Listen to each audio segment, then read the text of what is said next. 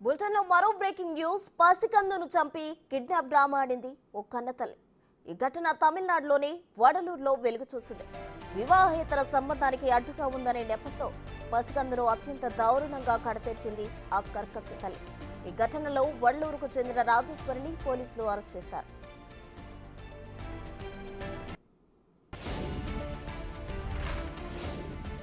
వడలూరు రాజేశ్వరికి 4 ఏళ్ల క్రితం మణిరాజాతో వివాహమైంది. వీరికి రాధిక, లావణ్య అనే 2 చిన్నారులున్నారు. 4 నెలల క్రితం భర్తతో రాజేశ్వరికి గొడవ జరిగింది. దీంతో ఇద్దరు వేరువేరుగా ఉంటున్నారు. అంతేకాదు మరో వ్యక్తితో రాజేశ్వరికి వివాహేతర బంధం ఉన్నట్లుగా తెలుస్తోంది. ఈ క్రమంలో భర్తతో ఉన్న విభేదాల కారణంగా తన 2 కూతుళ్లను భర్త తీసుకుని వెళ్లాడని, కిడ్నాప్ చేశాడని డ్రామా మొదలుపెట్టింది. ఈ మేరకు పోలీస్ స్టేషన్లో ఫిర్యాదు కూడా చేసింది. అయితే పొంతనలేని సమాధానాలు చెబుతుండటంతో పోలీసులు తమదైన శైలిలో రాజేశ్వరిని విచారించడంతో అసలు నిజం వెలుగు చూసింది.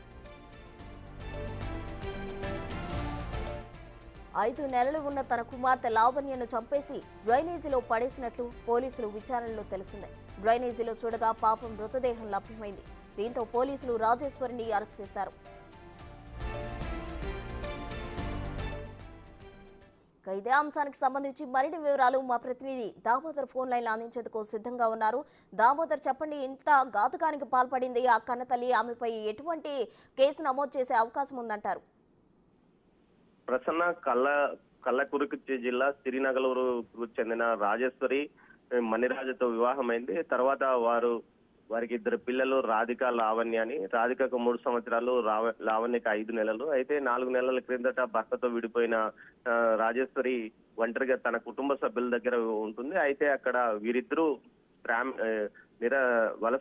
రోజు కూలీ పనికి వెళ్లేవారు. అయితే ఈ నేపథ్యంలో భర్త నుంచి విడిపోయిన సందర్భంలో పిల్లలిద్దరూ ఆమెతో ఉండడం, వారి పోషణ భరించలేకపోవడం, దీంతో పాటు మరో సంబంధాన్ని ఏర్పాటు చేసుకోవడం, వివాహేతర సంబంధం, ఇవన్నీ ఆమె జీవితంలో సమస్యలు తెచ్చిపెట్టాయి. ఈ నేపథ్యంలో నిన్న ఉదయం తన వివాహేతర సంబంధానికి అడ్డుగా వస్తారని చిన్న కూతురు లావణ్య 5 నెలల పాపను గొంతు కోసి చంపి ఆ తర్వాత ఒక చాపలో చుట్టివేసి డ్రైనేజీలో వేసింది. అయితే తన భర్త పిల్లలిద్దరిని బలవంతంగా మరో 2 వ్యక్తులతో వచ్చి తన పిల్లలిద్దరిని వెతుకు వెళ్లాడంటూ కూడా పోలీసులకు ఫిర్యాదు చేసింది, వడగళ్ల పోలీసులకు. అయితే పోలీసులు భర్త మణిరాజన్ విచారించాడు. అతను గొర్రెల కాపరి, తాను 2 రోజుల నుంచి గొర్రెల వద్దే ఉన్నాను, తాను ఎక్కడికి వెళ్ళలేదంటూ కూడా పోలీసులకు స్పష్టమైన సమాధానం ఇవ్వడంతో అతని సమాధానానికి సంతృప్తి పడిన పోలీసులు మరోసారి రాజేశ్వరిని పలు దఫాలుగా విచారించడంతో ఆమె ఇచ్చిన పొంతనలేని సమాధానాలు, చివరకు ఆమె తానే బిడ్డను హత్య చేసి ఈ విధంగా డ్రైనేజ్ లో వేశానంటూ సమాచారం ఇవ్వడంతో వడగలూరులోని డ్రైనేజ్ లో వెతకగా ఆ అమ్మాయి